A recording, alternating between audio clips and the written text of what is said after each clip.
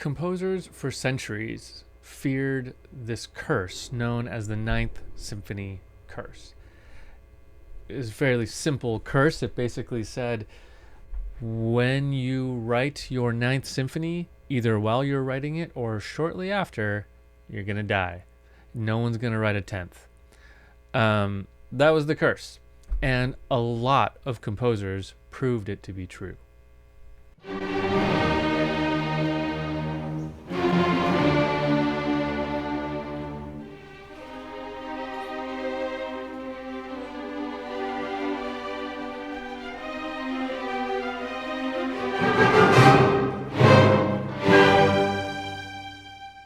So we can trace it back to Beethoven as kind of maybe the origin of it.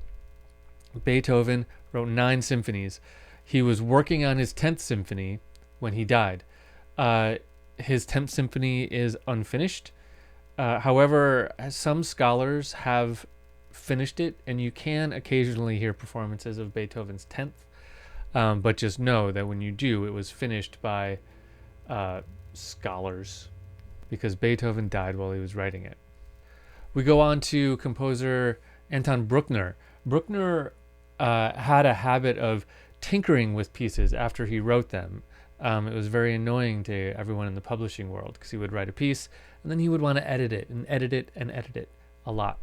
So he premiered his 8th symphony and was in the process of editing it, just about to start his 9th symphony when he died.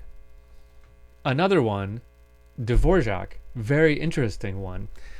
It seems that fate knows a little bit more than the rest of the world on Dvorak, because so when Dvorak published his New World Symphony, the one that possibly, if you know any music by Dvorak, you know the New World Symphony. When that was written, at the time of its publication, it was called his 5th Symphony and then subtitled the New World Symphony. Of course, he died shortly after it.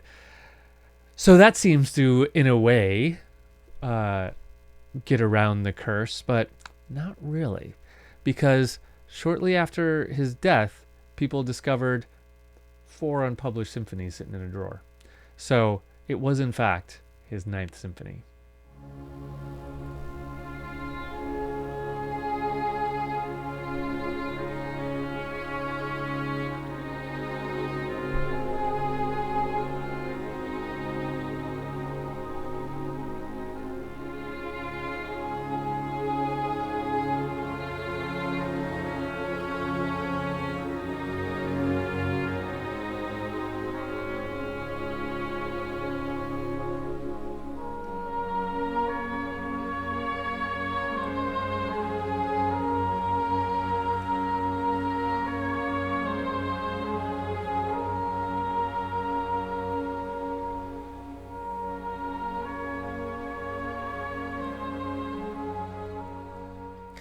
And then we get to Mahler.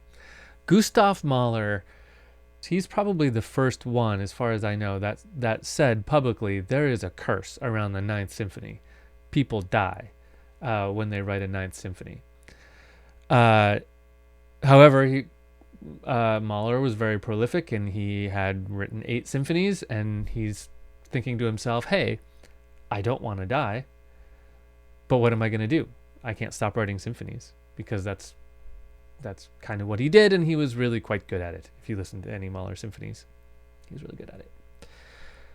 So he came up with a plan, a way around the curse. What Mahler did is he wrote 8 symphonies. After his 8th symphony, he wrote a symphony, but he didn't call it his 9th symphony. He called it Das Lied von der Erde, which means the Song of the Earth. It was structurally a symphony. It was his 9th symphony, but he called it a tone poem. He called it something a little different. Nowhere on it was it called Symphony Number 9 or anything to do with the number 9.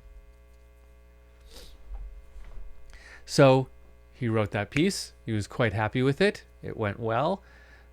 After it was done, he sat down and he started writing Symphony Number 10. So he never wrote a 9th symphony. He basically wrote a symphony, called it something different, and then wrote a 10th symphony. So there's no 9th symphony.